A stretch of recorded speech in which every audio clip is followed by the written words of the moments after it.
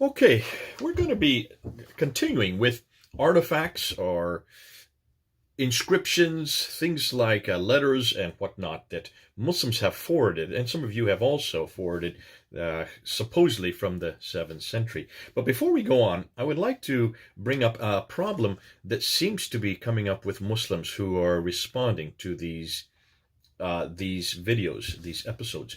Well, one of them specifically is let me just give you an example.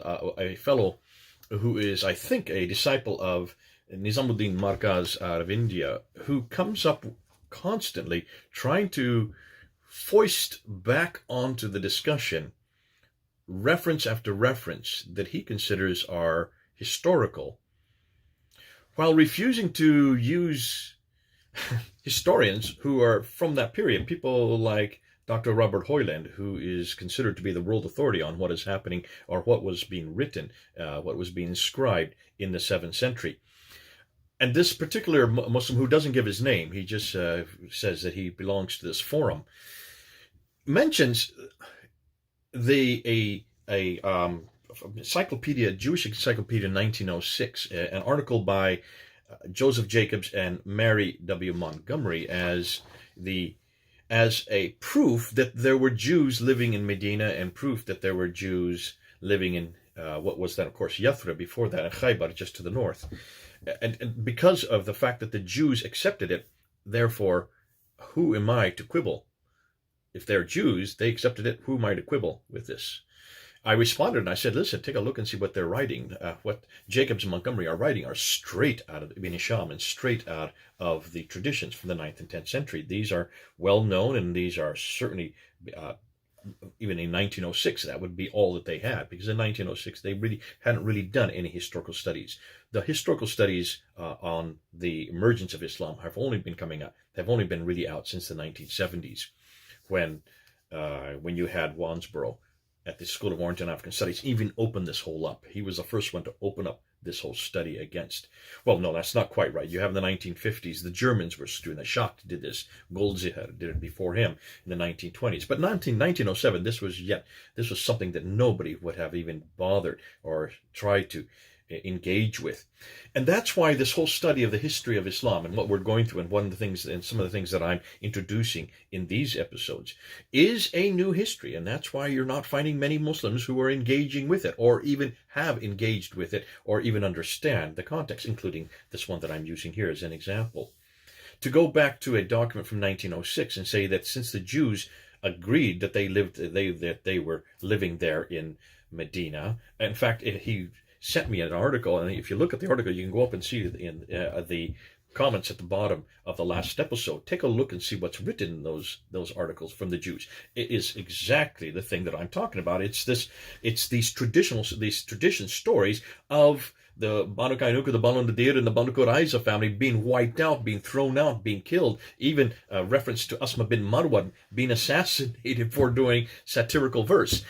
These are the very stories that the Muslims should not be foisting, should not be supporting, and should not be trying to suggest are historically accurate. When you stop and think of it, there's an internal contradiction with their logic. But I am not interested in these stories if they are only introduced in the 9th and 10th century. Let me repeat that. I'm not interested in anything from the 9th and 10th century. It's not that I have anything against any Arabs or any Arab traditionists today. I don't have anything against them. I just don't trust their narrative, and I don't trust their scholarship, and I certainly don't trust their material, because it's absolutely too late. This is the same problem we had with Dr. David King and Dan Gibson. The same difficulty that Dan Gibson was trying to remind the world that we have a much earlier history. You need to go back to the time period when these mosques were being built. David King wanted to remain with the 9th and 10th century because that is all that he's ever had. That's all that he's ever looked at. That's all that anybody's ever looked at. That's all that Muslims want us to look at. And we're trying to say, remind people, be careful. In all these discussions that we're having on the emergence of Islam, the question that always comes up, that I've always asked, is, can you show me proof from the 7th century, not the 9th and 10th century, from the 7th century, please? Let me repeat that again. From the 7th century. Can any of you show me anything that is from the 7th century that supports Islam, the man named Muhammad, from Arab sources. I know he is referred to outside. We're going to be getting to that.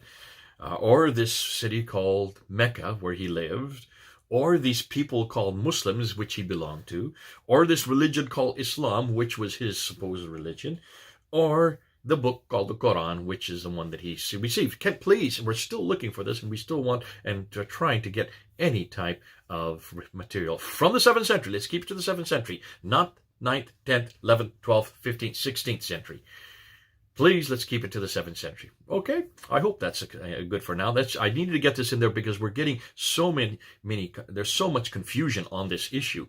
And it seems over and over again that Muslims just can't get out of their head that they've got to renege or try to step aside or step back from the narrative they've always been told and try to start looking at Islam historically, not the Islam of faith, but the Islam of history.